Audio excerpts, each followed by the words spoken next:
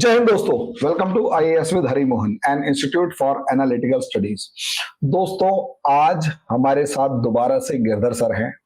यकीन मानो 2 मिनट के अंदर जिस तरीके से कंसेप्ट को बिल्कुल क्रिस्टल क्लियर कर दिया अभी इस डिस्कशन से 2 मिनट पहले, मजा आ गया। और उसी लाइन पर खालिस्तान मूवमेंट को लेकर मैं सर से ये डिस्कशन करने जा रहा हूं कि असलियत में खालिस्तान कल आज और इसका आगे का इम्पैक्ट कनाडा के साथ किस तरीके से होगा। मैं गारंटी से कह रहा हूं, जो अभी 2 मिनट पहले हमारा डिस्कशन हुआ, सर आपको एक नई डायमेंशन, टोटली न्यू डायमेंशन, जो ना तो अभी तक किसी सोशल मीडिया पे ना ही मेन लाइन मीडिया पे कहीं डिस्कस हुआ है। तो सर, सबसे पहले अगर हम बॉटम लाइन में देखें, ये खालिस्तान इशू स्टार्ट कहां से हुआ और इसकी आइडियोलॉजी क्या है? यहां से हरिमोहन जी, आपको और आपके दर्शकों को सबको मेरा प्रणाम, नमस्कार जी। ये खालिस्तान का जो बीज थे, ये बंटवारे से पहले शुरू हुआ था। बंटवारे से पहले ये सोच था कि पंजाबियों के लिए और सिखों के लिए एक अलग देश बनाए। तो ये एक सोच था, मतलब you can't call it Khalistan पर से, बट एक अलग देश का सोच उस टाइम पे भी चला था। हिंदुओं के लिए अलग, सिखों के लिए अलग और मुसलमानों के लिए अलग, ऐसा 3-4 देश बनाना है, ऐसा सोच था। सिखों ने जब वोटिंग किया, जब फाइनली बंटवारा का डिसीजन हुआ था, तो सिखों ने भारत के सपोर्ट में वोटिंग किया। मगर उस टाइम में भी वो ये डाउट्स एक्सप्रेस किए थे कि भारत में रहेंगे तो भी हमें तकलीफ हो सकती है, मगर मुसलमानों के साथ रहने से ये थोड़ा बेहतर है, ऐसा उनका सोच था। तो ये चीज पहले से ही था। जब स्पेशली 1971 जो ईस्ट पाकिस्तान ने पाकिस्तान से टूट के बांग्लादेश बन गया था, तो जुल्फिकार अली भुट्टो को इतना पर्सनली ले लिया वो कि वो भारत को कहीं ना कहीं कैसे तो कहीं वो सबक सिखाना था। He has to insult Bharat in some way, वो रिवेंज लेना था। इसीलिए K2 प्रोजेक्ट शुरू किया, एक कश्मीर और एक खालिस्तान, K1 कश्मीर और K2 खालिस्तान, ये प्रोजेक्ट वो लोग शुरू किए। तो अब देखिए, आज के दिन में भी अब देखिए खालिस्तान का डिमांड क्या है। भारत में जो पंजाब है और भारत में हिमाचल और हरियाणा, ये 3 उनको चाहिए भाई। जहां उनका जो स्थापन करने वाले गुरु नानक देव जी का जन्म हुआ, जहां उनका निधन हुआ है, वो सब पाकिस्तान में है। और सिखों का सबसे बड़ा किंगडम रहा तो राणा रंजीत सिंह का किंगडम था, तो उसका कैपिटल लाहौर था। तो वो छोड़ दिया आपने, वो पूछ नहीं रहे हो आप। तो इसका मतलब क्लियर है कि ये इसके पीछे जो है पाकिस्तान और आईएसआई इसको चला रहा है। तो जो इलाके पाकिस्तान में है, जो पंजाबी पाकिस्तान में है, वो खालिस्तान के पार्ट नहीं है। तो जेन्युइनली कोई खालिस्तान के लिए पूछ रहा है, जो सिखों के लिए अलग देश पूछ रहा है, तो पूरे पाकिस्तान की पंजाबी भी उसमें शामिल होना चाहिए था। वो नहीं है, इसका मतलब है आईएसआई का ये पूरा प्रोजेक्ट था। तो वो केपीएस गिल और बाकी रुबेरो जी, ये सब स्पेशली पी नरसिम्हा राव जी के कालखंड में उनको फ्री हैंड दी गई थी। तो इसको पूरा ग्राउंड लेवल से इसको साफ कर दिया और खालिस्तानी मूवमेंट भारत में पूरी की पूरा खत्म हो गया। मगर वो आइडियोलॉजी कहीं ना कहीं रहेगा ना।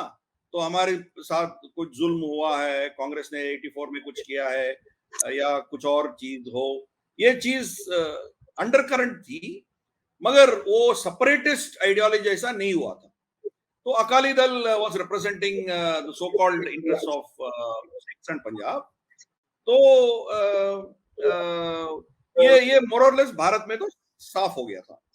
मगर कनाडा जो लोग चले गए थे, कनाडा में इसका सोच जो है वह उधर मतलब इसका पूरा सपोर्ट, समर्थन 5 आईज, जो 5 आईज देश है, यूएसए है, यूके है, कनाडा, ऑस्ट्रेलिया और न्यूजीलैंड, ये पांचों जो एंग्लो सैक्सन स्टॉक से आते हैं, ये ऑल दिस 5 कंट्रीज ये समर्थन कर रहे थे खालिस्तान को।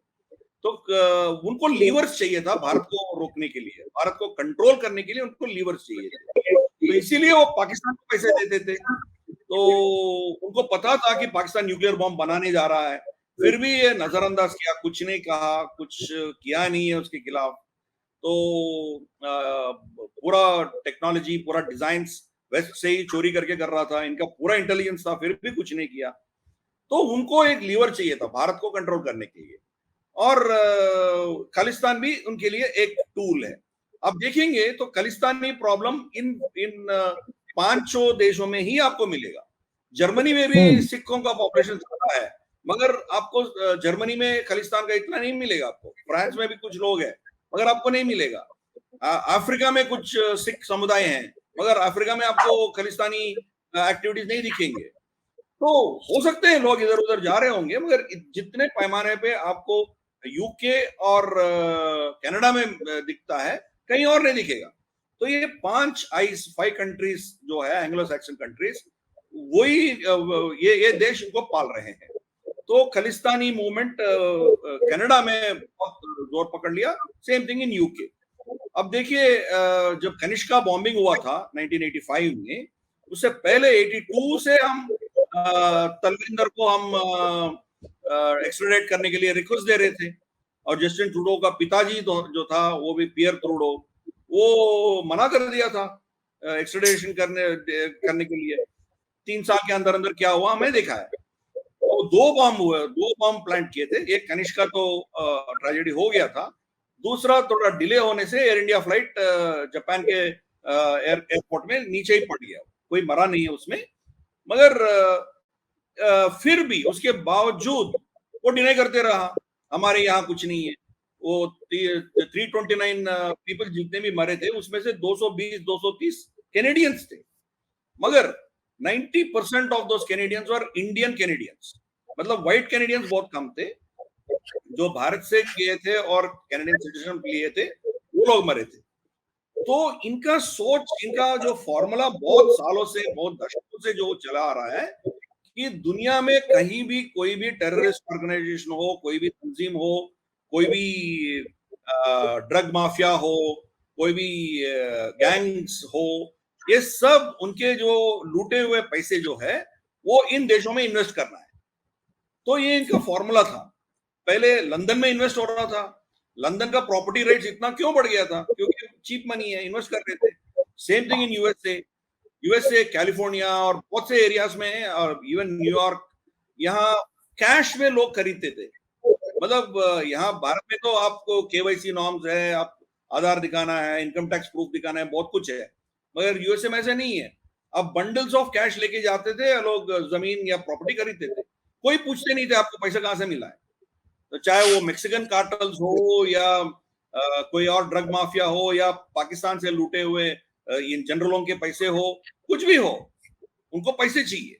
तो उनका फॉर्मूला सिंपल था कि आप बाकी दुनिया में जो चाहिए वो करो, पैसे लेके इधर इन्वेस्ट करो, यहाँ कुछ गड़बड़ मत करो। जब तक हमारे देश में आप कुछ नहीं करेंगे, तब तक हमें कोई एतराज नहीं है, आप जहां जो मर्जी चाहे वो करो। तो ये इनका फॉर्मूला था। तो धीरे धीरे से जब लंदन बॉम्बिंग्स हुआ, पेरिस बॉम्बिंग्स हुआ, 9/11 हुआ, तब ये लोग उनके खिलाफ एक्शंस लेना शुरू किया। मगर कनाडा उसी फॉर्मूला में अभी भी चल रहा है।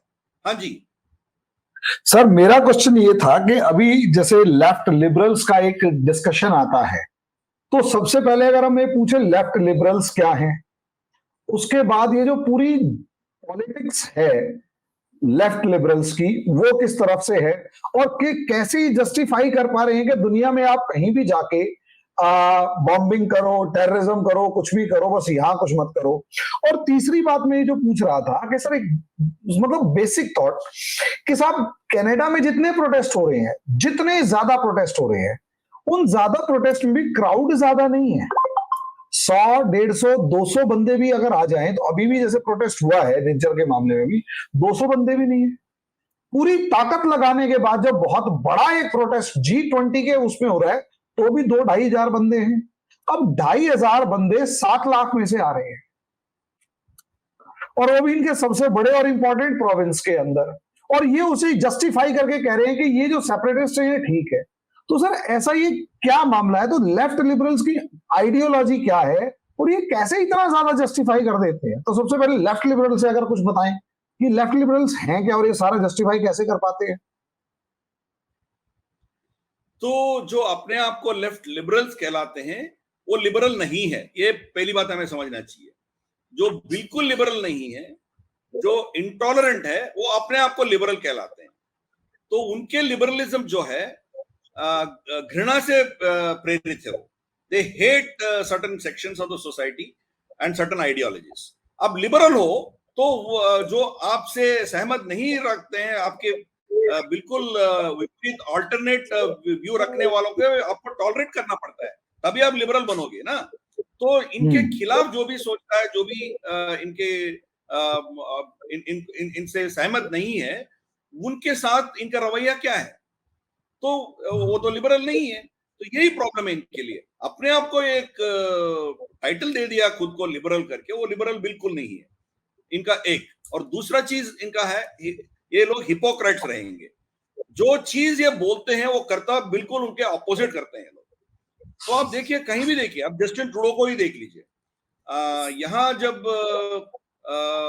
फार्म लॉस के खिलाफ यहाँ खालिस्तानी प्रेरेपित लोग यहाँ धरना दे रहे थे सोनीपत में, वो पूरा हाईवे को बंद कर रखे थे, तो उस टाइम में जस्टिन ट्रूडो ने उनके समर्थन में स्टेटमेंट दिया था कि प्रोटेस्ट करना और ये सब फ्रीडम ऑफ स्पीच है, ये डेमोक्रेसी है, वो फलान ढिमका ने सब बोला था।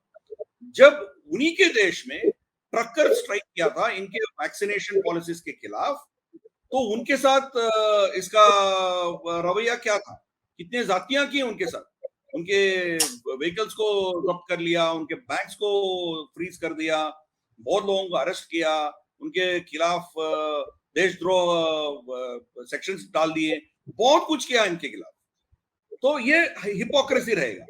अब देखिए, ये कह रहा है कि खालिस्तानी लोग पीसफुली डेमोन्स्ट्रेट कर सकते हैं, ये हमारी पॉलिसी है, ऐसा बता रहा है। उसी समय में कुछ 50-100 लोग ट्रूडो के घर के सामने कुछ धरने दे रहे थे, कुछ और मुद्दे, लोकल मुद्दे के खिलाफ, मुद्दे के करते हुए उनके साथ बेरहमी से ये लोग पेश आए, उनको मारा पीटा, लड़कियों को भी जमीन पे लेटा के उसको बहुत बेरहमी से उसको टैकल किया है। तो क्या हो जाता है इसका? फिर सेम ट्रकर्स के साथ भी वही किया है, टीयर गैस शेल्स फायर किया, बहुत कुछ किया। तो ये हिपोक्रेसी रहता है। आप सो कॉल्ड लेफ्टिस्ट लिबरल आप जो भी कहें, उनके साथ यही हिपोक्रेसी आपको दिखेगा। तो ये दो चीज है, एक तो वो लिबरल नहीं है और दूसरा वो हिपोक्रेट्स है। ये दो टिपिकल इनके साथ होता है। और तीसरा ये जो है, ये जो रियलिटी है, ऑल्टरनेट रियलिटी खड़ा करना चाहते हैं। जो सत्य है उसके विपरीत कुछ और चीज सामने लेके आना चाहते हैं, उसका परिभाषा कुछ और देना चाहते हैं। तो अब देखिए, जस्टिन ट्रूडो के इसमें ही संदर्भ में भी हम देखेंगे, पूरे दुनिया में जो लोग मतलब एक्सट्रीम व्यूज रखने वाले देशों से जो लोग पलायन होके जा रहे हैं, उनको ये खुद एयरपोर्ट जाके वेलकम कर रहा है, उनको गले लगा रहा है। जैसे सीरिया हो, अफगानिस्तान हो, पाकिस्तान हो, यहाँ से लोग आने वाले। तो वो एक्सट्रीमिस्ट सोच को भी आप फ्रीडम ऑफ स्पीच के दर्जे में, फ्रीडम ऑफ एक्सप्रेशन के नाते आप जब एक्सेप्ट करेंगे, बाद में क्या होगा? अब यूरोप में देख ही रहे हैं हम, चाहे वो जर्मनी हो, नीदरलैंड्स हो, स्वीडन हो, पेरिस हो, ये लोग सो कॉल्ड इंक्लूसिवनेस, ये सब करके जो लोगों को लिए थे, जैसे एंजेला मर्केल ने किया था। अब जर्मनी का हालत क्या है, अब देखो आप। तो यही प्रॉब्लम कनाडा में भी हो रहा है आजकल। तो ये हिपोक्रेसी है इनका। अब देखिए, जब निज्जर की बारी आई थी, तो कैनेडियन सिटीजन हुआ और वो प्लम्बर था, ये सब अल्टरनेट नैरेटिव खड़ा करने का कोशिश किया। ये कहीं भी नहीं कह रहे हैं कि वो पाकिस्तान गया था, ट्रेनिंग लिया था और भारत को टुकड़ा करने का एक उनका प्लान था। और लोगों को कत्ल करने में उसका हाथ था। भारत का एनआईए ने लुकआउट नोटिस भी जारी किया और एक्सट्रेडिशन रिक्वेस्ट भी आपके पास पड़ी है। ये सब बाजू कर दिया और वो एक कैनेडियन सिटीजन बन के रह गया। तो एक ऑल्टरनेट नैरेटिव खड़ा करने का कोशिश करते हैं लोग। अब देखिए करीमा बलोच के साथ वही हुआ था। करीमा बलोच के साथ आईएसए ने मारा था उसको, मगर उसको एक सुसाइड करके उसको दफा कर दिया। तो मतलब सेलेक्टिव, इसका सेलेक्टिव अमनेशिया रहता है। जो उनको पसंद है उनको वो चूज करते हैं, नहीं तो उसको रिफ्यूज करते हैं। तो वही मिस्टेक 2 दिन पहले हुआ था उनके पार्लियामेंट में, जो नाजी कमांडर उनको बुलाया था, फिर उनको जब सम्मान किया था। तो अब देखिए, ही thought he has done a wonderful thing, मगर जब वो उनके फेस में आके फिर एक्सपोज हो गया, उसको मतलब इंसल्ट हो गया, तब देखिए he was not willing to take the responsibility, he dumped it on to the speaker. Speaker को रिजाइन करना पड़ा। स्पीकर कौन होते भाई? बगैर आपके इंटरवेंशन आप वो बंदा कैसा आ सकता है? He wanted to show in front of Vladimir Zelensky कि देखो आपका बंदा को हमने ले आया, इतना हमने उसको क्या कहते हैं, उसको सम्मान दे रहे हैं, मगर ultimately when it blue in his face, he is giving an apology, it is an embarrassment करके अपॉलजी दे रहा है। तो क्योंकि Jewish lobby is very strict, Jewish lobby controls American think tank, तो जूस के साथ ये पंगा नहीं ले सकता है, इसीलिए वो अपॉलजी किया है। मगर भारत के साथ कुछ भी कर सकता है।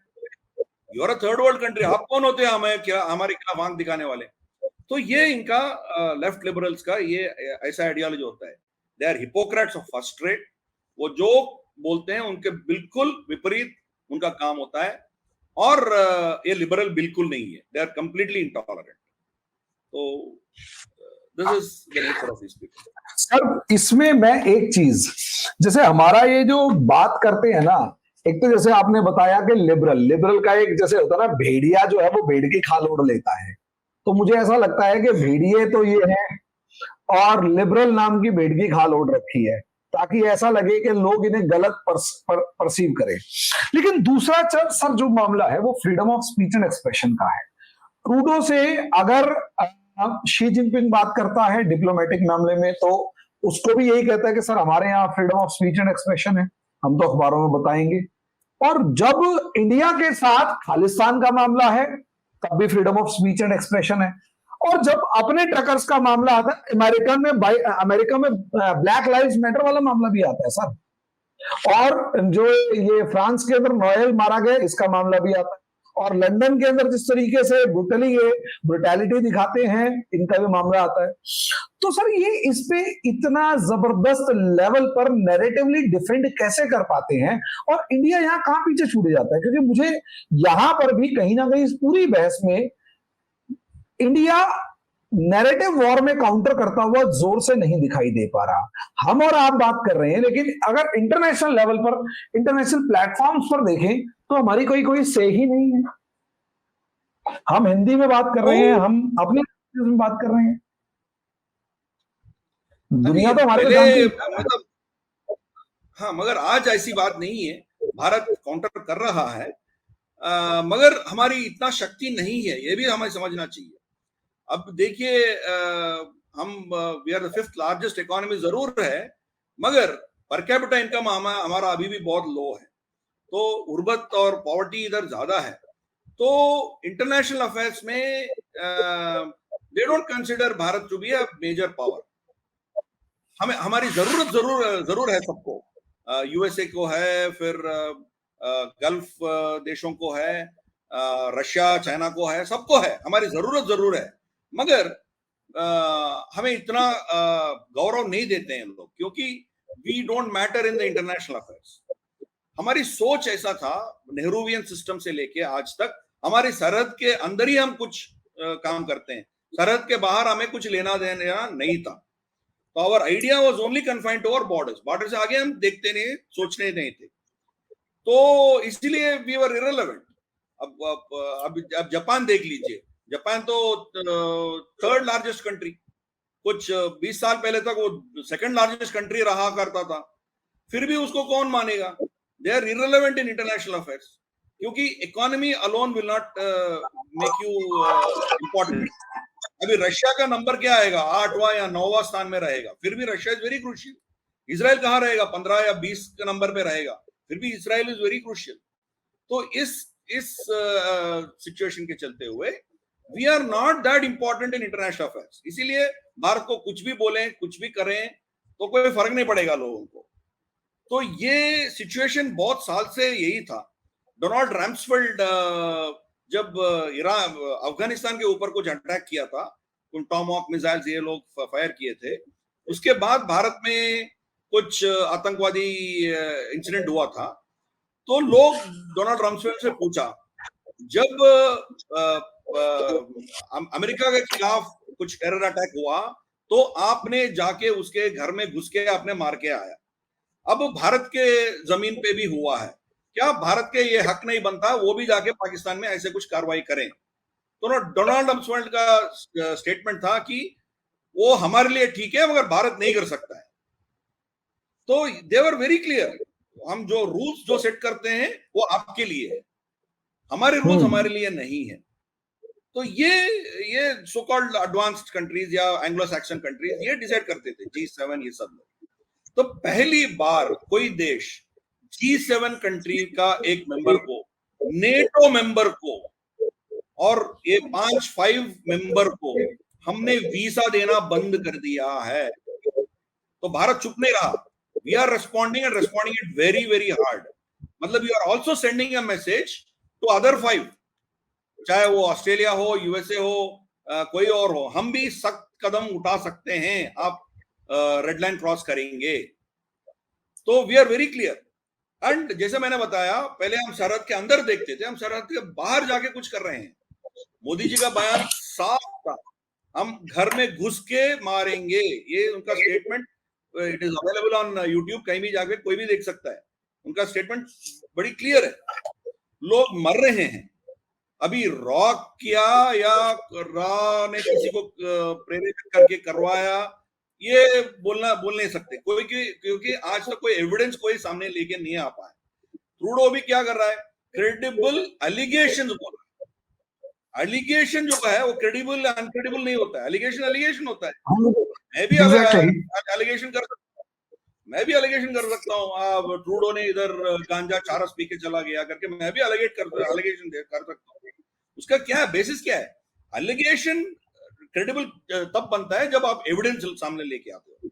जब तक एविडेंस नहीं है वो एलिगेशन ही है। एलिगेशन कोई भी कर सकता है, उसमें क्या है, क्रेडिबल क्या है? तो ये प्रॉब्लम है इनके साथ। तो भारत ने अभी, we are now expanding, going beyond, let us be very clear, मुझे तो कोई शक नहीं है, जो लोग कराची में, रावलाकोट में, लाहौर में, लंदन में, कनाडा में भारत के खिलाफ आतंक फैलाने वाले शख्स इन हर शहर में मर रहे हैं, तो कोई हमें ये न बताए कि अपने आप कोई ऊपर से कोई जिन आके इनको मार रहा है। तो let us be very clear, this has to have root back into some action from Bharat. कोई कंफ्यूजन नहीं है इसमें, मगर एविडेंस कहां है? हम इतने बुद्धू नहीं है कि हम पूरा ऑर्डर दें। जैसे इजराइल का मोसाड तो वो डरता नहीं है, ओपनली कहता है कि हमने जाके मारा है, और एविडेंस मिल जाता है आपको कि मोसाड किया है। हम इतना बुद्धू नहीं है, हम कहीं भी हमारे ऑडिट ट्रेल नहीं छोड़ेंगे। आफ्टर ऑल कनाडा में इतने गैंग्स हैं, गैंग वॉर में मर जाता है, जैसे वो हाल ही में मरा था 4 दिन पहले, तो गैंग वॉर है, मर गया, क्या करें? अब कराची में कोई मरा तो सिंधु लिबरेशन आर्मी कोई क्लेम किया है, मैंने तो उस नाम कभी आज तक सुना ही नहीं है। बलूच लिबरेशन आर्मी सुना है, मगर सिंधु लिबरेशन आर्मी कोई बंदूक पकड़ने वाला मैंने आज तक नहीं देखा, मगर कोई ऑर्गेनाइजेशन क्लेम किया है। मरो भाई, हमें क्या है? तो करता भारत है, मगर कहीं भी भारत का हाथ आपको नहीं दिखेगा, late us be very clear. तो हमारे शत्रु ही मर रहे हैं, कोई और नहीं मर रहे हैं ना, और अज्ञात व्यक्ति मार रहे हैं। आज तक आप एक अज्ञात व्यक्ति को आप पकड़ नहीं पाए।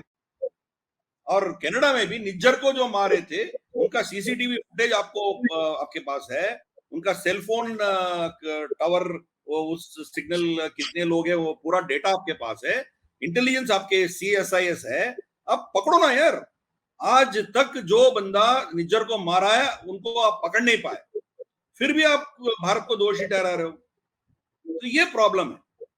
तो दो चीज, एक तो भारत ने नहीं करवाया क्योंकि we are very clear, we will use proxies to get it done. Directly रॉ उसमें इन्वॉल्व नहीं होगा, करेंगे कोई और करेंगे तो ऑडिट ट्रेल वहीं की वहीं रहेगा, he will be one of the internal gang Wars में ही मरा होगा वो। मगर उनको समर्थन या उनको कहीं ना कहीं टैसिट सपोर्ट से मिला होगा, आप पकड़ नहीं पाएंगे। मान लो कि कल के दिन आप प्रूव भी करेंगे कि भारत से ये हुआ है, आप क्या उखाड़ पाएंगे? पहली वाली भारत जैसा नहीं है ना अब। पहले तो डर के मारे भारत कांपते थे। हम जब मुंबई में मुंबई कांड हुआ था, 9/11 कांड हुआ था हमारा, ये 26/11 कांड हुआ था, तो इंडियन एयरफोर्स ने सर्जिकल स्ट्राइक करने का एक प्लान दिया था मनमोहन सिंह को। मनमोहन सिंह जी डिसीजन नहीं ले पाए। पहले भारत तो बहुत डरती थी। इवन वाजपेयी जी, जब कारगिल कांड हुआ, इंस्ट्रक्शन क्लियर थे, आप लाइन ऑफ कंट्रोल आप क्रॉस नहीं करेंगे। जब आपके पार्लियामेंट ने साफ बोला है कि लाइन ऑफ कंट्रोल के उस पार भी भारत ही है, तो भारत के जमीन में जाने के लिए आपके क्या प्रॉब्लम है? क्योंकि उनके पास न्यूक्लियर हथियार है, ये डर है। तो डरने वाली भारत पहले थी, अब डरती नहीं है। आप न्यूक्लियर पावर हो, हमें कोई फर्क नहीं पड़ेगा, हम जाके बालाकोट में जाके मारेंगे, उड़ी में जब कांड करते हो अंदर घुस के मारेंगे। तो अब भारत का रिस्पॉन्स कुछ और है। जैसा मैंने कहा, ये दो चीज, वीजा डिनाई करना, एक G7 कंट्री को कोई इतना स्टेप ले सकता है? दुनिया में किसके पास इतना हिम्मत है? कोई भी G7 कंट्री को वीजा डिनाई करने का हिम्मत कोई नहीं रखता है, भारत कर रहा है। तो यही है। तो I don't think we should really worry about it. We are not a weak country, responding very very strongly. तो हमारी रेस्पॉन्स जो है डिस्प्रोपोर्शनेट, पहले प्रोपोर्शनेट था। आप एक को एक्सपेल किया, हमने एक को एक्सपेल किया, आपने एडवाइजरी जारी किया, हमने भी एडवाइजरी जारी किया। This is proportionate. हम डिस्प्रोपोर्शनेट गया। अब क्या बोल रहा है, आपके एम्बेसी से स्टाफ हटाओ। वो कनाडा ने हमें नहीं बोला है, मगर हमने कनाडा को बोला है। वो हमारी वीजा बंद नहीं किया, हमने उसके वीजा बंद किया है। और जो भी कनाडा में बैठे हैं उनके प्रॉपर्टी यहाँ जब्त करना शुरू किया हमने, चाहे चंडीगढ़ हो, पंजाब में, बाकी इलाके में हो। We are confiscating their properties and उनके OCI कार्ड्स हमने कैंसिल करना शुरू किया है। तो ये चलेगा। वी विल टेक, आप एक कदम लेंगे तो हम 3 कदम लेंगे। So we are very very aggressive now. तो उनको हमारी जरूरत है, हमें उनकी जरूरत नहीं है, ये हमें चाहिए। आज भारत ने सीरियस स्टेप लेगा और हमारी स्टूडेंट्स को कनाडा जाने से हम एडवाइजरी करेंगे, रुकेंगे उसको, तो उनका कनाडा का पूरा एजुकेशन सिस्टम ठप हो जाएगा। 30% of foreign students in Canada are from Bharat, और लगभग 5 या 6 बिलियन डॉलर यहां से फीस के नाते जाता है, वो सब बंद हो जाएगा। तो आपकी एजुकेशन सिस्टम पूरा भारतीय स्टूडेंट्स के फीस से आप चला रहे हो, बंद हो जाएगा, आपका पूरा दुकान बंद हो जाएगा। तो we have lot of levers against Canada. तो we are not that country, पहले डर के मारे हम सह लेते थे, झेल लेते थे, वो बात नहीं है अभी। We will give it back harder than what we can. Sir, मैं इसमें एक छोटी सी चीज जोड़ना चाहूंगा कि मुझे ऐसा लगता है कि असलियत में ये 2014 से पहले पाकिस्तान साइकोलॉजिकल वॉर करता था, मार के भाग जाता था और शोर मचाता था कि I have a nuclear bomb, मार दूंगा। मुझे याद है 2008 के अंदर भी डिस्कशंस ऐसी खूब चल रही थी। जब वो 26/11 हुआ, उस दिन मेरी बेटी क्या नाम है 5 साल की थी, वो सॉरी 5 दिन की थी, बड़ी बेटी हुई थी। 21 नवंबर का उसका बर्थ है और 26 नवंबर को ये अटैक हुआ था। मेरी पूरी फैमिली बैठ के रो रही थी कि यह हुआ क्या। 5 दिन, मतलब घर में खुशी का माहौल, क्योंकि घर में पहला बच्चा और वो जिस तरीके से मतलब आंसू तो टपक रहे थे, हो क्या रहा हमारे देश में, कहीं हमला हुआ, कुछ तो पता लगे। लेकिन मुझे याद है पाकिस्तानी टेररिस्ट जो थे ना, वो पाकिस्तानी वो जो डिस्कशन करने के लिए पैनलिस्ट थे, वो बार बार कह रहे थे मत भूलो हमारे पास न्यूक्लियर बॉम्ब है, न्यूक्लियर बॉम्ब। सर यकीन मानिए वो आज भी कानों में गूंजती है आवाजें। लेकिन जब हमारे वो जो रक्षा मंत्री थे मनोहर पर्रिकर साहब, उन्होंने एक बहुत अच्छा स्टेटमेंट दिया कि मैं इंतजार थोड़ा करूंगा कि यार मेरे कोई लोगों को मारे और मैं तब जाकर न्यूक्लियर बॉम्ब इस्तेमाल करूं, अगर मुझे डर लगेगा तो मैं पहले इस्तेमाल कर लूंगा। ऐसा एक स्टेटमेंट क्रक्स उसका यही है, दिया था, शायद आप ध्यान होगा आपको। मुझे लगता है ये सबसे पहला स्टेप है, सबसे पहला स्टेप है साइकोलॉजिकल वॉरफेयर में। एक साइकोलॉजिकल जो वॉर पाकिस्तान चल रहा था उसमें उस पर डोमिनेट करने का।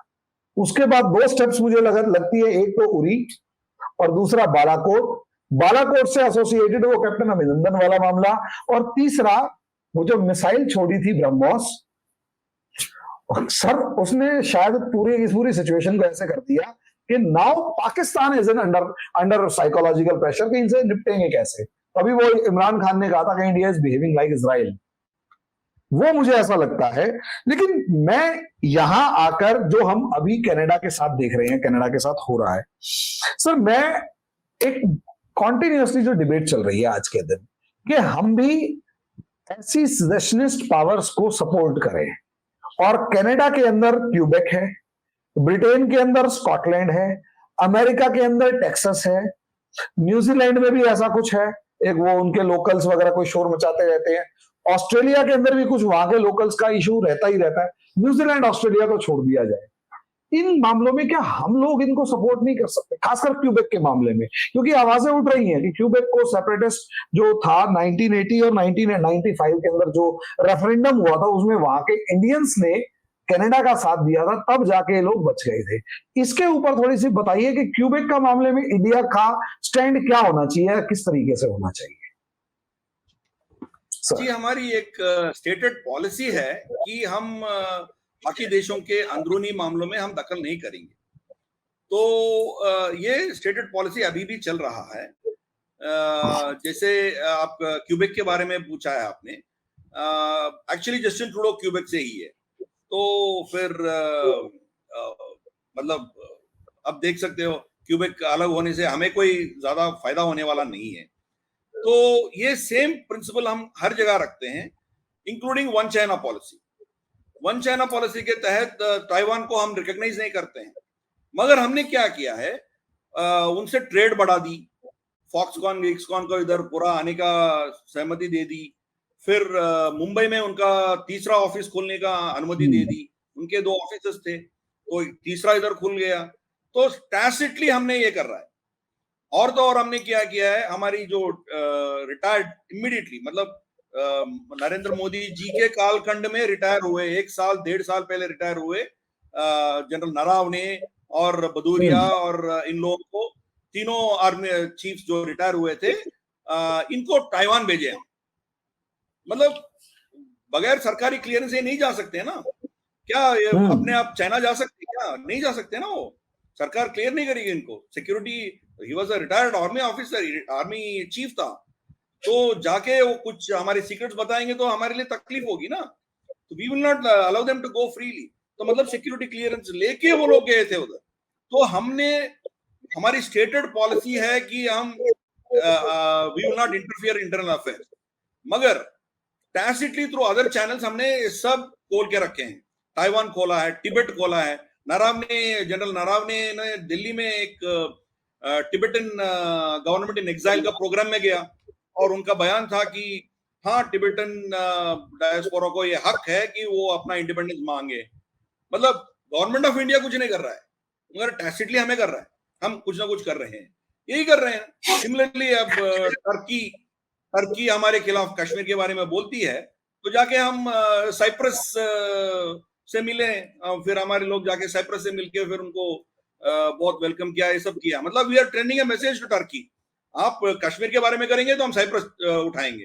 तो we are now batting in the front foot. कोई भी चीज हो, हमारी स्टेटेड पॉलिसीज बदला नहीं है, मगर थ्रू अदर मीन्स हम टैकल कर रहे हैं। तो यही होगा कनाडा में भी। कनाडा में भी जो एंटी ट्रूडो फोर्सेस है उनको हम जिस एंगल से समर्थन देना है वो करते रहेंगे। तो हर जगह पे यही होगा। तो भारत के खिलाफ खड़े हो जाएंगे तो उनका लाइफ इतना आसान नहीं होगा।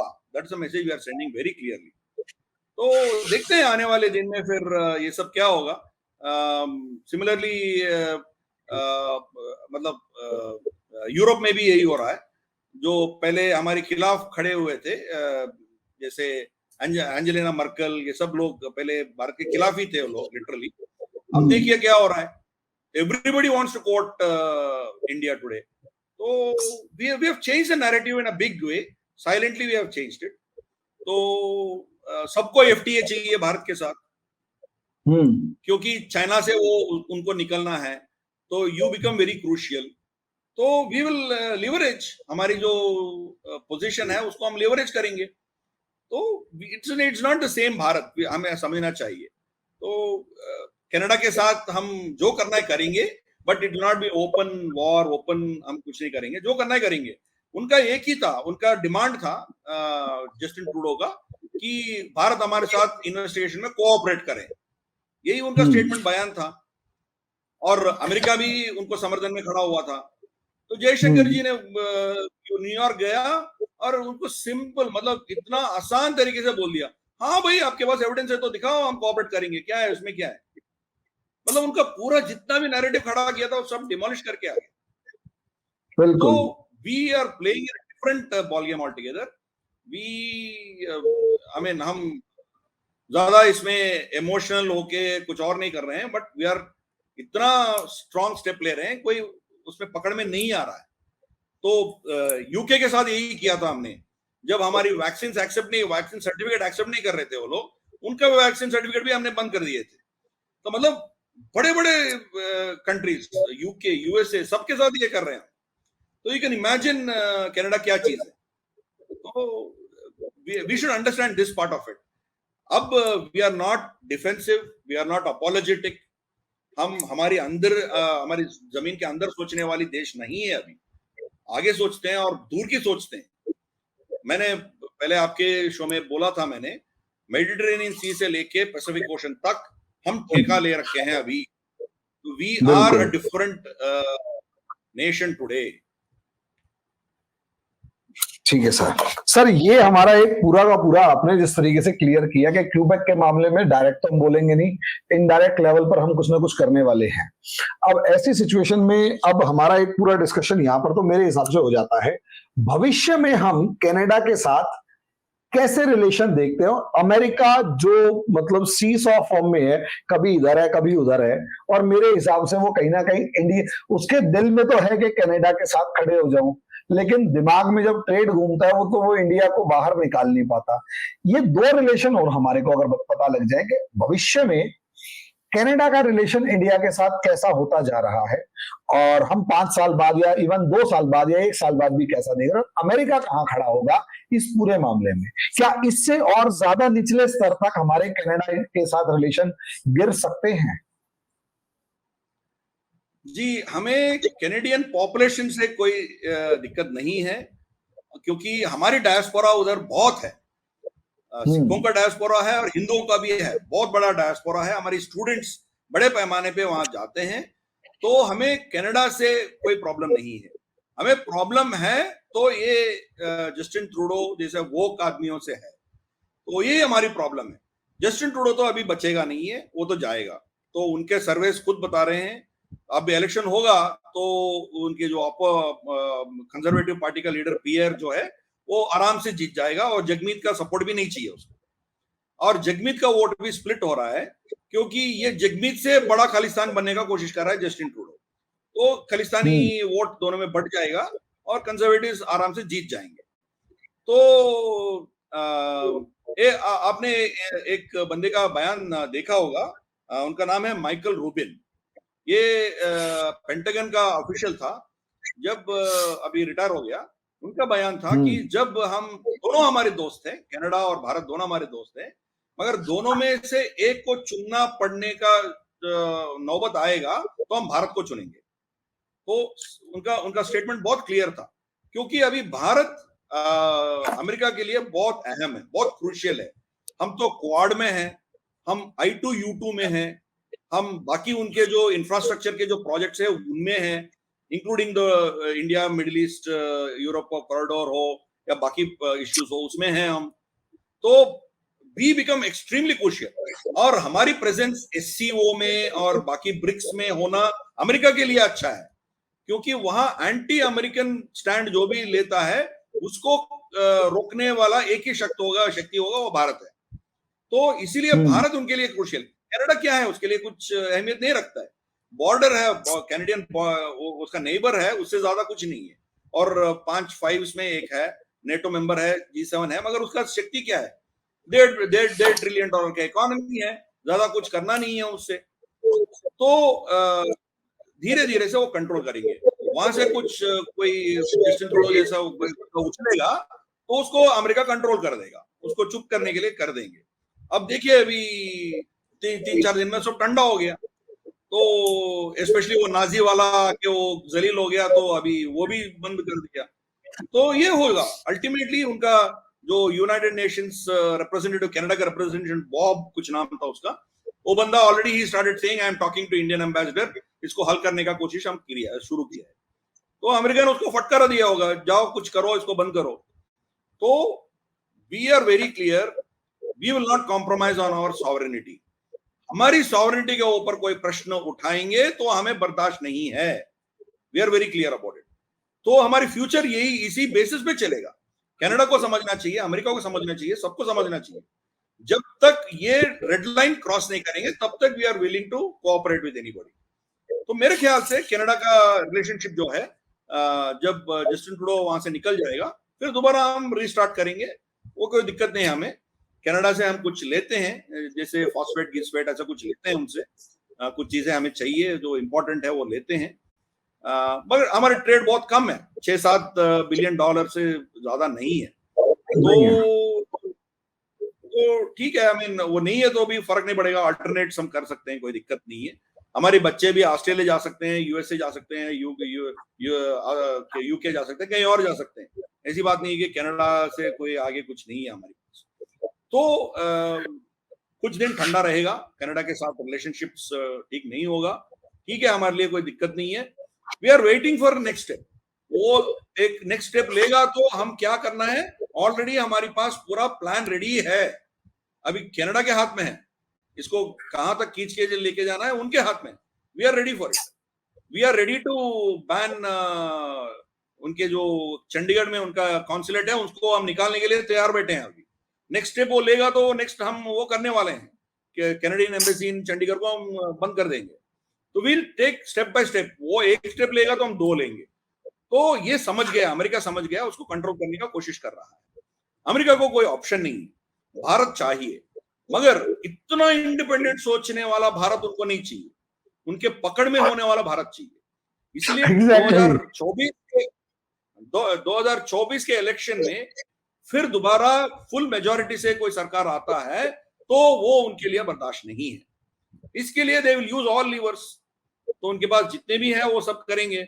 अब देखिए हाल ही में एक ये हुआ था, उसका बैठक हुआ था, क्या नाम है उसका, United states commission for international religious freedom, हाँ, इनका एक बैठक। तो इनमें इसका मीटिंग का मकसद था कि भारत में जो वायलेशंस हो रहा है उसको कैसे हम सुलझाएं, और वो सुलझाने के लिए गवर्नमेंट ऑफ यूएसए कैसे कोऑपरेट कर सकता है, ये उनका एजेंडा है। मतलब ऑलरेडी दे डिसाइडेड दैट यहाँ वायलेशंस हो रहे हैं और यहाँ माइनॉरिटीज को फ्रीडम नहीं है, रिलीजियस फ्रीडम नहीं है, ऑलरेडी डिसाइड किया कॉन्फ्रेंस में जाने से पहले। उसमें देखेंगे तो आप सुनीता विश्वनाथ है, फिर हमीद बिन खलीफा थानी है, फिर तारिक अहमद एक बंदा है, ये सब मतलब जो कट्टर एंटी हिंदू और एंटी भारत लोग हैं, ये सब उनमें बैठे हैं। तो that is a lever they will try to use to control you. दूसरा लीवर है पाकिस्तान को जो उछलेगा, बिकॉज अभी पाकिस्तान को कुछ पैसे दे रहा है। डेविड ब्लूम जो अमेरिकन एम्बेसडर पाकिस्तान में है, वो गया था, ग्वादर गया था, फिर पीओजे के गया था, और एरिक गारसेटी ये कह रहा था कि हमारे रवैया सेम है, हमने पाकिस्तान इंडियन ऑक्यूपाइड कश्मीर श्रीनगर में G20 में हमने गए थे, सिमिलरली डेविड ब्लूम ने पाकिस्तान ऑक्यूपाइड उसमें जा रहा है, मतलब ही सेइंग ये इंडियन ऑक्यूपाइड है, इंडियन कंट्रोल्ड बोला है, ऑक्यूपाइड ने बोला, इंडियन कंट्रोल्ड में भी हमने गया था, इसीलिए पाकिस्तान कंट्रोल में भी हमने गया। तो पाकिस्तान को कुछ ना कुछ ये लोग फिर यूज करेंगे, ठीक है ना। तो there will be this kind of a thing, हमारी समाज में मणिपुर को उछालेंगे या कुछ और करेंगे, they create more narratives to see that there will be a weak coalition government. तो ये उनका प्लान है। अभी प्लान का पूरा एरिक गारसेटी इसीलिए आए हैं। अब देखिए, जो बाइडेन आने के बाद 3 साल तक कोई एम्बेसडर नहीं है भारत में। पाकिस्तान में एम्बेसडर भेजा है पहले, मगर भारत में अभी भेजा है, वो G20 से दो महीने पहले आया था वो, तो मतलब एम्बेसडर ही नहीं था अमेरिका का। तो वो भी किसको भेजता है? एरिक गारसेटी को। Eric Garcetti again is typical left woke, तो उनके खिलाफ बहुत केसेस है उधर अमेरिका में, उनको भेजा है। उनका मकसद ही यही है कि इधर कुछ हरकत करें। और पीछे कुछ 2-3 महीने पहले आई थी विक्टोरिया न्यूलैंड आई थी। Victoria Nuland is deputy state secretary of home, Antony Blinken के डेप्यूटी है वो। कहीं भी जाती है वहां दंगा फसाद होता है। ये वहां 2014 में मैदान रेवोल्यूशन इन यूक्रेन करवा के उधर जो इलेक्टेड प्रेसिडेंट था उसको हटा के ये उनका मतलब अमेरिका का एक स्टूज को वहां रखा है। तो कहीं भी जाती है ये, वहां दंगा फसाद करवा के आती है, रेजिम चेंज करवा के आती है। भारत में भी इनका प्रोजेक्ट चल रहा है। तो आने वाले 6-7 महीने में हम बहुत कुछ देखने के लिए हमें मिलेगा। तो this is the thing, Bharat is very crucial, but उनको मोदी नहीं चाहिए।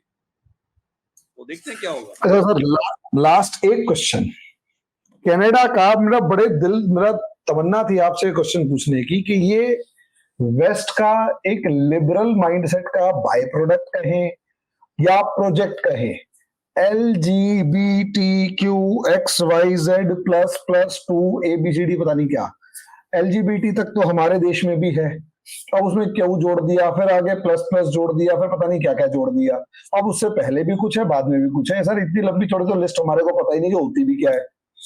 सर ये माइंडसेट क्या है? लिबरल, लेफ्ट लिबरल, ये कौन सा लिबरल है? और इतने भी क्या लिबरल के आप उसको कह रहे हो कि भाई साहब आप डिसाइड करो कि आप क्या हो। इन्होंने तो नेचर को ही उल्टा टांग दिया। बिल्कुल इलॉजिकल बात ये भारत, हाँ ये चीज भारत में भी आ गया है। तो आप ये इस गलतफहमी में ना रहें कि ये बस कनाडा और अमेरिका में सीमित है, ना, ये भारत में भी आ गया है। अब इनके पीछे जो मकसद है कि समाज को, सोसाइटी को तोड़ना है। सोसाइटी, उनको इकट्ठा होने वाली सोसाइटीज जो यूनिफाइड सोसाइटीज है, इनके लिए खतरा है, उनको नहीं चाहिए।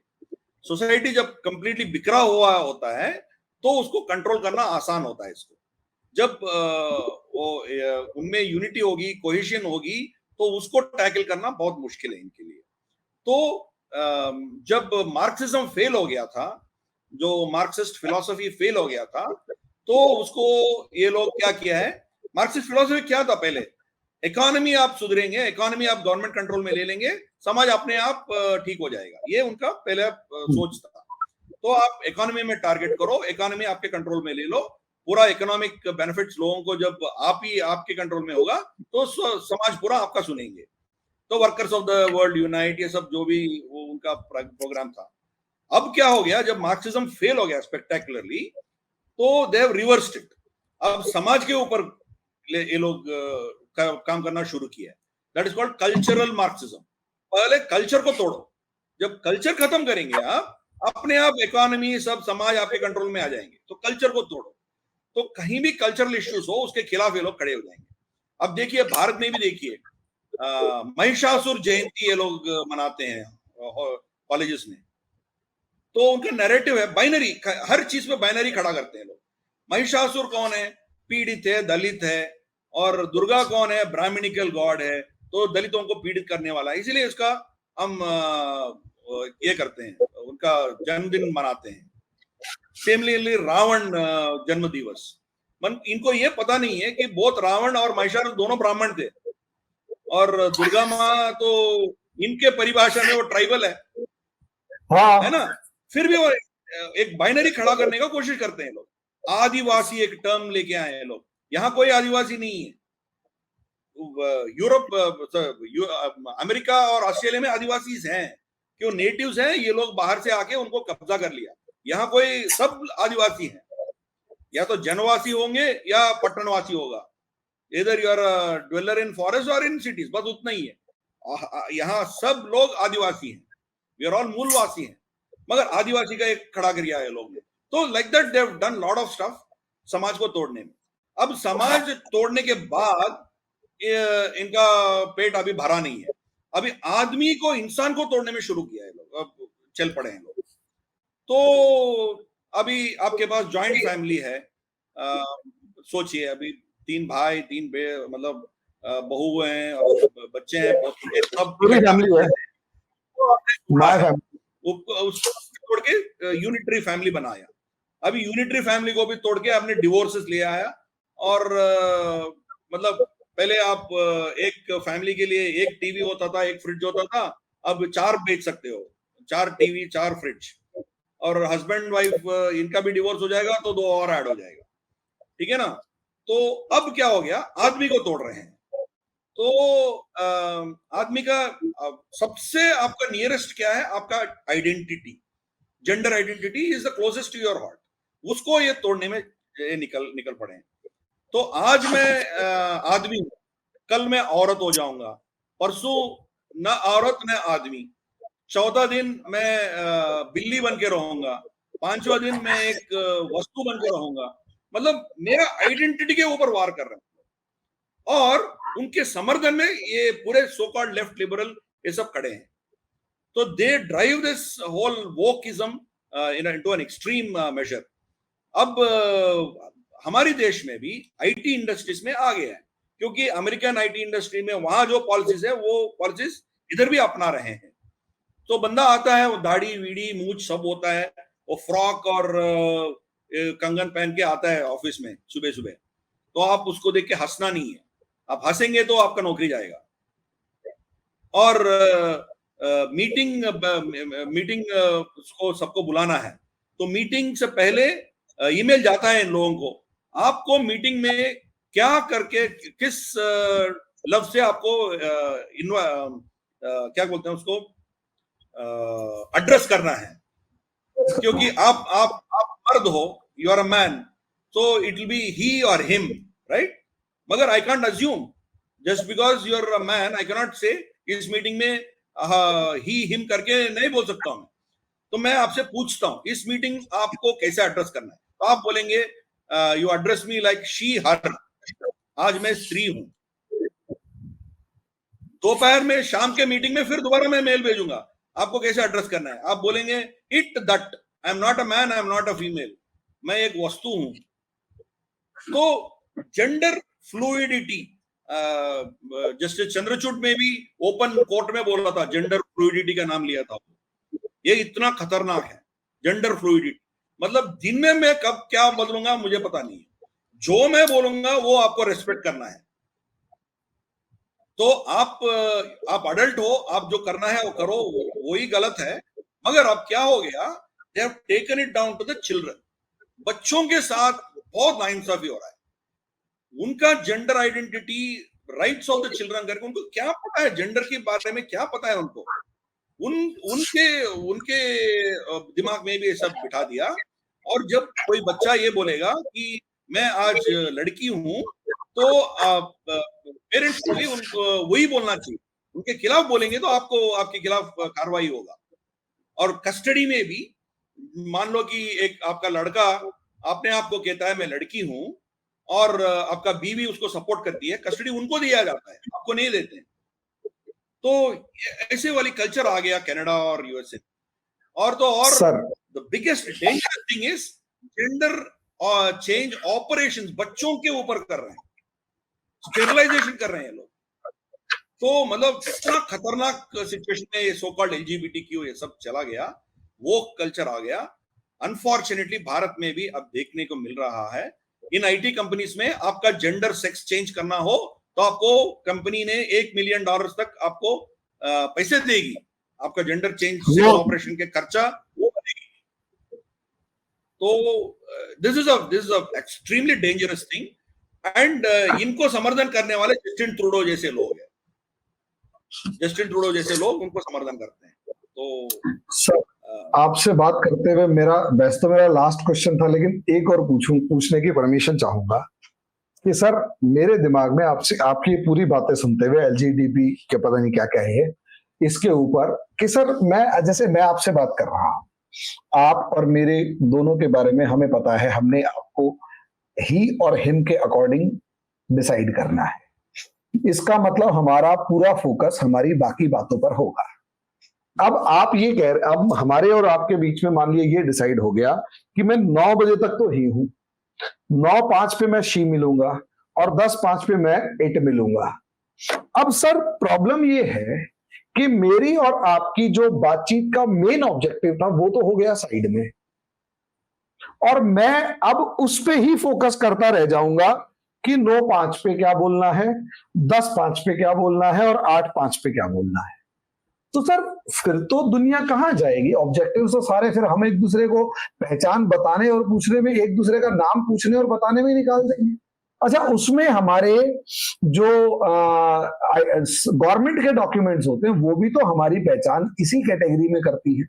अब गवर्नमेंट को हम क्या हर रोज मेल करके यही क्या बताते रहेंगे कि मेरी अब जेंडर आइडेंटिटी आज ही कर ले, फिर शी कर ले, फिर इट कर ले, फिर दे कर ले, फिर कुत्ता कर ले, फिर बिल्ली कर ले? मेरा वो वाला सवाल भी है। मतलब सोसाइटी फिर बची कहां? हमारे सारे ऑब्जेक्टिव्स तो पागलों की वो ज़ॉम्बीज की फॉर्म में हो गए, और एक ऐसे ज़ॉम्बीज की फॉर्म में जो खुद ही नहीं जानते। और हो सकता है कि कल को ये भी आ जाए कि मेरे को कल इंसान खाने का मन कर रहा है। सर ये तो लिबरलिज्म तो उसमें भी है कि साहब मेरे को तो इंसान खाने का मन कर रहा है। तो सर मैं मान लिया मेरे मन को भाया कुत्ता काट के खाया, वो एक फिल्मी डायलॉग है। अब वो चीज एक आदमी खड़ा होकर ये कहते हैं कि नहीं जी मेरे को तो इंसान खाने का मन कर रहा है, अब क्या उसे जस्टिफाई करेंगे ये लोग? अब सेक्स के मामले में कि मेरे को जानवर से सेक्स करने का मजा है, अब ये जानवर से कैसे पूछ के बताएंगे कि वो सेक्स कर रहा है नहीं कर रहा? अब मुझे ये भी समझ में नहीं आता। अब कहां जा रहा है सर? हम बच्चों को पढ़ाते हैं, मैं यूपीएससी की क्लास के स्टूडेंट्स को, एस्पिरेंट्स को पढ़ाता हूं, तो हमारी डिस्कशन होती है कि मैन जो था वो रूलर, सोसाइटी और रिलीजन, 3 चीजों में घिरा हुआ था। एनलाइटनमेंट हुआ, इन तीनों से इंसान को बाहर निकाला। रूसो आता है, रूसो कहता है यार कॉमन विल की बात करो, इमोशनल अप्रोच की बात करो। यार आप इतने इमोशनल हो गए, इतने इमोशनल हो गए कि इमोशन का एक्सट्रीम पार करके आप कहां तक जा रहे हैं और इसकी लिमिट क्या है? और इन जो हम ज़ॉम्बीज बनाने की तैयारी कर रहे हैं, कहां कुछ सॉल्यूशन जाके रुकेगा? क्योंकि इनके आर्गुमेंट भी इलॉजिकल होते हैं। अब जैसे हम मेल और फीमेल की बात करते हैं तो उसमें यही है कि वो छूटते ही पूछते हैं कि तुम्हें किसने कहा कि यही मेल है और यही फीमेल है? सर मेरी बहुत बहस हो चुकी है, और आज की नहीं, बहुत टाइम से है। मेरा एक जानकार जो मतलब अपने आप को गे कहता है, मुझे गे या एलजीबीटीक्यू में प्रॉब्लम नहीं है, प्रॉब्लम ये है वो गंद बाहर मत फैलाओ, क्योंकि आप तो अपने आप को आइडेंटिटी कर रहे हो, लेकिन प्रॉब्लम ये है उसका क्या, जो एक आइडेंटिटी लेके खुश है लेकिन वो अब कंफ्यूज है कि क्या मैं सही में ये हूं, और अपने 2-3 साल 5 साल उसी चीज में निकाल रहा है, और फिर अपनी जिंदगी की बाकी प्रायोरिटीज को भूल के उसी में उलझा हुआ है।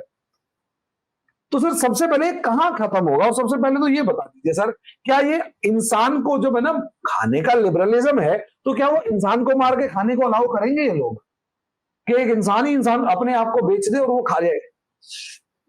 क्योंकि एक्सट्रीम तो है। यही प्रॉब्लम है ना, इनका मकसद यही है ना, समाज को तोड़ना था, पहले समाज को तोड़ दिया, अभी आदमी को तोड़ना है, वही ज़ॉम्बी सोसाइटी बनाना है, वही उनका मकसद है। जब सोसाइटी ज़ॉम्बी हो जाएगी तो इसको कंट्रोल करना बहुत आसान है, तो वही उनका सोच है। तो उनका उनका अल्टीमेट एम वही है, ज़ॉम्बी सोसाइटी बनाना ही उनका मकसद है। तो अब ये सब जो आइडेंटिटीज हैं, इनके नतीजे परिणाम देखिए आप। बायोलॉजिकल मेल वो कहता है कि मैं औरत हूं, तो governments can not question him. तो क्या हो रहा है, वो जाके फीमेल स्पोर्ट्स में पार्टिसिपेट कर रहा है, तो कैसे होगा? और फीमेल लॉकर रूम में जा रहा है, तो बाकी औरतों के हालत देखिए आप क्या होगा। और तो और एक छोटी बच्ची के साथ रेप हुआ यूएसए में, तो उनके टॉयलेट यूज कर रहा था, तो है तो वो मेल बट कह रहा है कि मैं फीमेल हूं। उनका जेनिटल म्यूटिलेशन नहीं हुआ है, ऑपरेशन नहीं हुआ है, फिर भी जस्ट बिकॉज उनका सोच में वो औरत है, उनको परमिटेड है। तो आराम से कौन सी औरत जीत सकती है कोई खेल, कॉम्पिटिटिव खेल में?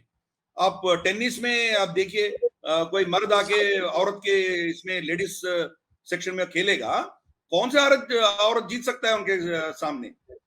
तो ये कहीं की ना कहीं की इंसाफी है। तो ये चीज जो है, ये धीरे धीरे समाज को पूरा खोखला करने वाली, कंप्लीट समाज को तोड़ने वाली और इंसान को तोड़ने वाली एक मुहिम ये लोग छेड़ रखे हैं।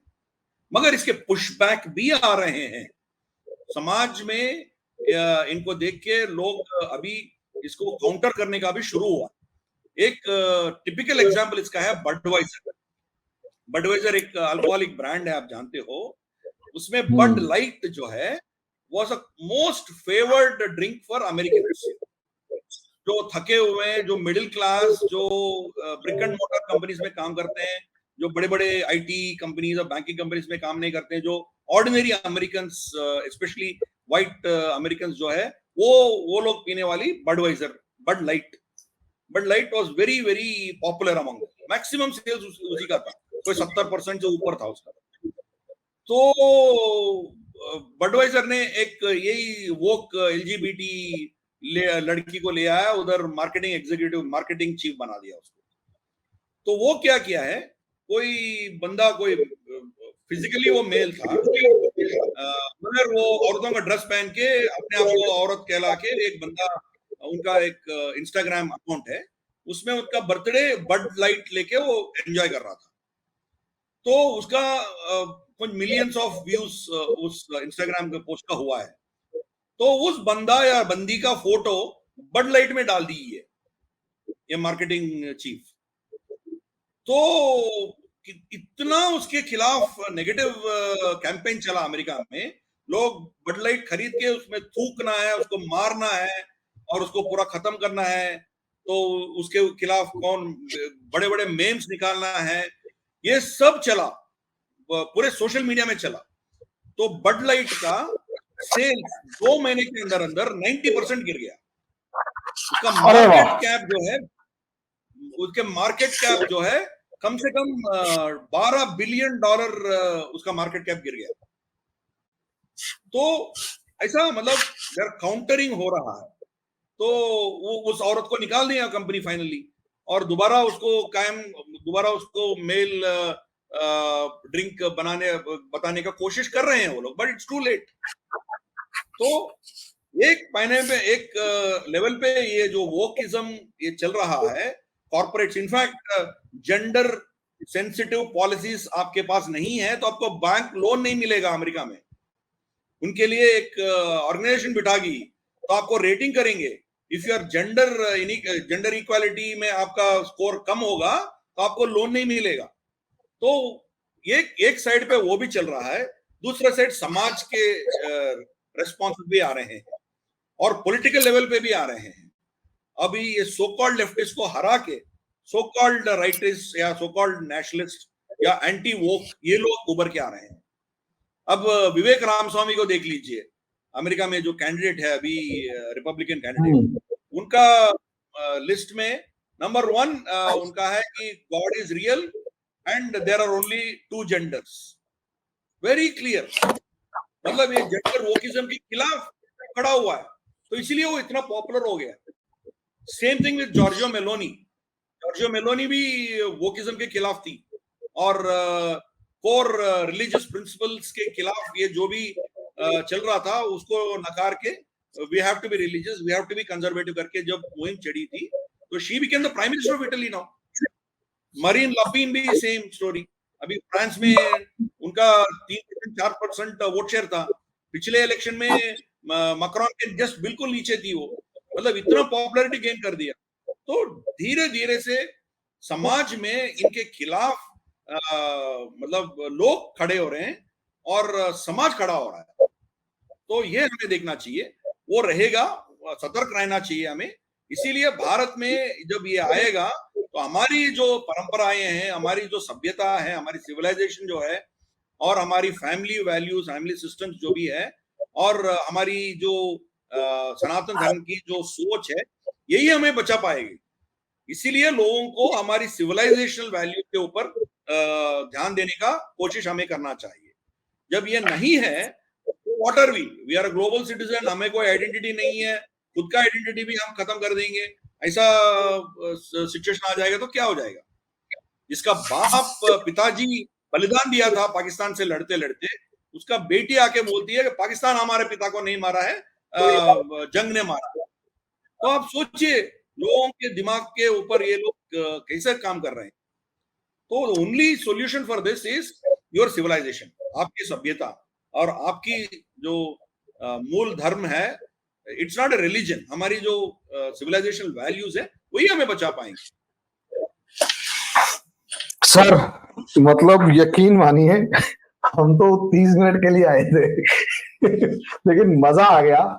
ये जो LGBTQ है, इसमें लेफ्ट लिबरल्स के ऊपर मैं, हमारी वैसे पिछला एक वादा ये मैंने आपसे रिक्वेस्ट भी की थी कि हम 7 M's के ऊपर आएंगे, लेकिन मुझे लगता है मैं 7 M's के साथ साथ एक टॉपिक मुझे जो मिला है कि how left liberals are destroying this world. मैं एक लंबी चौड़ी डिबेट डिस्कशन आपसे, डिस्कशन तो खैर क्या है सर, आप ही ने समझाना है, हम इसमें करें तो क्या ये एक टॉपिक बन पाता है? क्योंकि लेफ्ट लिबरल्स इस टाइम पर मेरे को ऐसा लगता है कि राइट वर्सेस लेफ्ट की जो लड़ाई है वो एक अलग लेवल पर दुनिया में खुद जा चुकी है, और एक उसका क्या है मैं आपसे तो खुद समझना चाहूंगा। खैर ये पॉसिबल होगा सर, एक ये वाली वीडियो कि how left liberals are destroying this world? हम बिल्कुल कर सकते हैं, मगर मैं उसको लेफ्ट इलिबरल्स कहता हूं। मैं उसको लेफ्ट लिबरल नहीं कहता हूं, लेफ्ट इलिबरल कहता हूं उसको। वो तो हम प्रूव करके निकाले। हाँ, जब वो हमें राइट विंगर्स कहते हैं तो राइट का ऑपोजिट क्या है? राइट का ऑपोजिट लेफ्ट नहीं है, राइट का ऑपोजिट रॉन्ग भी है। तो इनको मैं लेफ्टिस्ट नहीं कहता हूं, रॉन्गर्स कहता हूं उसको मैं। रॉन्ग विंगर्स सर बिल्कुल ये रॉन्ग विंगर्स है सर, लेफ्ट राइट विंगर और लेफ्ट विंगर्स नहीं। ठीक है सर, रॉन्ग विंगर्स। हमारे पास यहाँ NRIs होते हैं ना, हमारे यहाँ NRIs होते हैं ना, नॉन रेजिडेंट इंडियंस होते हैं ना, ऐसे हमारे यहाँ NIRs भी है, नॉन इंडियन रेजिडेंट्स। बिल्कुल नॉन इंडियन रेजिडेंट, इंडियन नहीं है मगर ये रहते इधर है। बिल्कुल सर, ये भी मानते हैं, इनके ऊपर भी, सबके ऊपर सर इन्हीं की बखियां उधेड़नी है। एक्चुअली मेरे को इस YouTube चैनल से बहुत ज्यादा वो नहीं, मुझे बस इस आइडियोलॉजी से लेना देना है जो मेरे दिमाग को प्रेशर क्रिएट करती है, और बहुत प्रेशर क्रिएट करती है क्योंकि बहुत सारी चीजें बर्दाश्त नहीं होती, और उन्हें सोच सोच के बहुत सारे सवालों के जवाब मिलते हैं, बहुत से के नहीं मिलते। तो ये एक रीजन है कि सर यहां मैं इसे एक प्लेटफॉर्म की तरह कोशिश कर रहा हूं। खैर हमारे इस चैनल के ऊपर सर आपने अभी टाइम दिया सर, इसके लिए बहुत बहुत धन्यवाद। और आज की जो डिस्कशन हुई है सर, इसमें दैट इज मेरे हिसाब से माइंड ब्लोइंग, और अगले टॉपिक के ऊपर तो फिर सर आपसे रिक्वेस्ट करेंगे ही करेंगे सर। तो अभी के लिए इतना ही सर, धन्यवाद सर।